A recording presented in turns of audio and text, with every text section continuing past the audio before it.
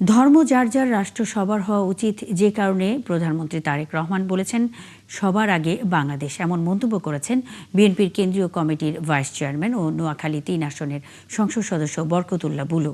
বৃহস্পতিবার বিকেলে নোয়াখালীর মাইজদি হাউজিং মাঠে নোয়াখালী চেম্বার অব কমার্সের উদ্যোগে মাসব্যাপী শিল্প ও বাণিজ্য মেলার উদ্বোধন অনুষ্ঠানে প্রধান অতিথির বক্তব্যে তিনি এসব কথা বলেন। এ সময় নোয়াখালীর অতিরিক্ত জেলা প্রশাসক সারোয়ার উদ্দিন, অতিরিক্ত police super Liaquat Akbar, chamber of কমার্সের পরিচালক কামাখ্যা চন্দ্র দাস উপস্থিত ছিলেন।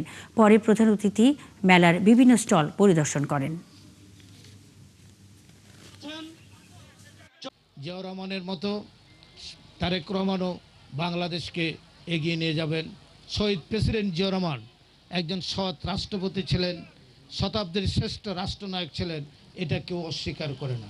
আপনি পার্লামেন্টে দেখবেন বিরোধী দলের নেতারা দাঁড়িয়ে বক্তব্য দেয় যে শহীদ প্রেসিডেন্ট জিয়াউর রহমানের উপরে, বেগম খালেদা জিয়ার উপরে, এসে আমাদেরকে কিছু ধরে, কিন্তু জিয়াউর রহমান এবং বেগম খালেদা জিয়ার ব্যাপারে কোনো প্রশ্ন নেই তাদের।